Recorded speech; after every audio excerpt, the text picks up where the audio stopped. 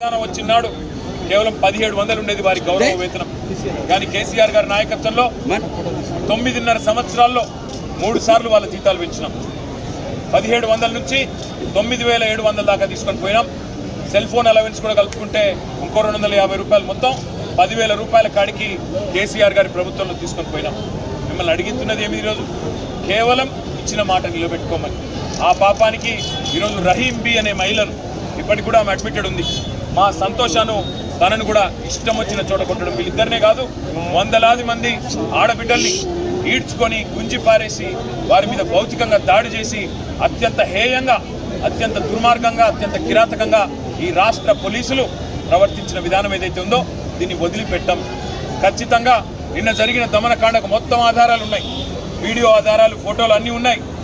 ఇక్కడ ఉన్న మహిళా కమిషన్కి పోతాం, ఇక్కడ ఉండే హ్యూమన్ రైట్స్ కమిషన్కి పోతాం, అవసరమైతే జాతీయ మానవ హక్కుల కమిషన్కి పోతాం, జాతీయ మహిళా కమిషన్ కాడికి కూడా పోతాం. ఇచ్చిన మాట నిలబెట్టుకోమని ప్రజాస్వామ్యంలో అడిగే హక్కు తప్పకుండా వాళ్ళకు ఉన్నది. వాళ్ళు అడిగింది ఏమి గొంతమ కోరిక కానే కాదు. ఇప్పటికైనా ముఖ్యమంత్రి స్పందించాలే. 16వ తారీఖు అసెంబ్లీ ప్రారంభం కాబోతా ఉంది. తిరిగి ఈ లోపల స్పందించి వారికి న్యాయం చేయి, లేకపోతే అసెంబ్లీలో కూడా నేను వదిలిపెట్టాం. అసెంబ్లీలో కూడా తప్పకుండా ఆడబిడ్డలకు ఇప్పుడే నేను మాట ఇచ్చిన. కేసీఆర్ గారు ఏ రకంగానైతే మాకు మొన్న దిశానిర్దేశం చేశారో, ఆశా ఆడబిడ్డల కోసమే కాదు ఇతర చిరుద్యోగులకు కూడా అండగా నిలబడండి అని చెప్పారు.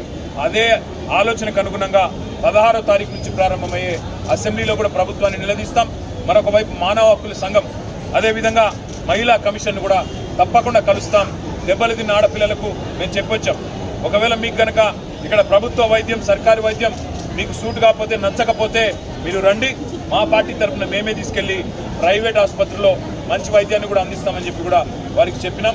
ధైర్యం కూడా చెప్పాము, ధైర్యంగా ఉండండి, పోరాడండి, మీకు అండగా మేమంతా కూడా ఉన్నాం, మీతో భుజం భుజం కలిపి నడుస్తామని చెప్పాం.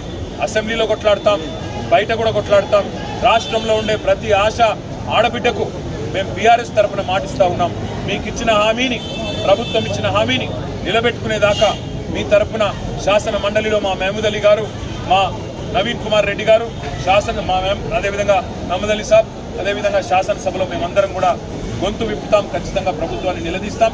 మీకు కూడా పూర్తి స్థాయిలో న్యాయం జరిగే వరకు మీతో ఉంటామని చెప్పి కూడా తెలియజేస్తూ, ప్రభుత్వం వెంటనే నిన్న అరాచకంగా వ్యవహారం చేసిన పోలీసులను తక్షణమే సర్వీస్ నుంచి డిస్మిస్ చేయాలి. సస్పెన్షన్ కాదు, సర్వీస్ నుంచి డిస్మిస్ చేయాలి. ఎందుకంటే ఆడబిడ్డల మీద చేసేటప్పుడు 1-2 సార్లు ఆలోచించుకోవాలి ఎవరైనా సరే. పోలీసు వాళ్ళు ఇష్టం వచ్చినట్టు, అధికారం ఉంది కదా, కాకి యూనిఫామ్ ఉంది కదా, మీ ఇష్టం వచ్చినట్టు చేస్తాం, ఏం చేసినా నడుస్తుంది అనుకుంటే కుదరదు, వదిలిపెట్టమనే మాట కూడా ఈ సందర్భంగా తెలియజేస్తూ, నిన్న మరి సహకరించిన పాత్రికేయ మిత్రులకు కూడా, వాళ్ళ మీద జరిగిన దాడిని దేశం మొత్తం దృష్టికి తీసుకొచ్చిన మా మీడియా మిత్రులకు కూడా ప్రత్యేకంగా ధన్యవాదాలు కూడా తెలియజేస్తా ఉన్నా. ఉస్మానియాలో మంచి సేవలు కూడా అందిస్తూ ఉన్నారు డాక్టర్లు, పారామెడికల్ సిబ్బంది, అదేవిధంగా చాలామంది పేదలు కూడా రోగులు ఉన్నారు. వారికి మంచి సేవలు అందిస్తున్న ప్రభుత్వ వైద్య సిబ్బందికి కూడా ప్రత్యేకంగా ధన్యవాదాలు చెప్తా ఉన్నా. వారికి కూడా నేను చెప్పినాను, ప్రభుత్వం వైపు నుంచి ఏమైనా ఒత్తిడి ఉంటే మీకు వాళ్ళని డిశ్చార్జ్ చేయమని మాకు చెప్పండి, మేము తీసుకొని పోతాం, మీరు వాళ్ళని అగాధంగా అనాథల్లాగా వదిలేయకండి అని చెప్పి కూడా వారికి చెప్పినాను. తప్పకుండా వాళ్ళని కాపాడుకుంటామన్న విషయం మళ్ళొకసారి. ఆశా వర్కర్ जो तेलंगाना में जब कोरोना की दौर आई थी, अपने जान की परवाह भी नहीं करते हुए पूरी तरह से जनता की खिदमत, हमारे भाइयों की बहनों की खिदमत उन्होंने किया कोरोना के दौरान। आज उन पे जो जुल्म किया गया, उन पे जो कल अटैक हुआ पुलिस की तरफ से, अब पहली बात तो यह है कि कल जो अटैक हुआ वो एसीपी को, सीआई को, क्योंकि हमारे बहनों पे कल उन्होंने जो हरकत की, आपने सब देखा, मैं ज़्यादा नहीं कहना चाहता, इसको लेके इमीडिएटली उनको सर्विस से डिसमिस करना चाहिए। इस बात को इसी हद तक नहीं छोड़ेंगे, क्योंकि कांग्रेस पार्टी ने वादा किया था इलेक्शन से पहले कि 18,000 तनख्वाह आपको देंगे, साथ ही साथ आपका जॉब भी परमानेंट करेंगे।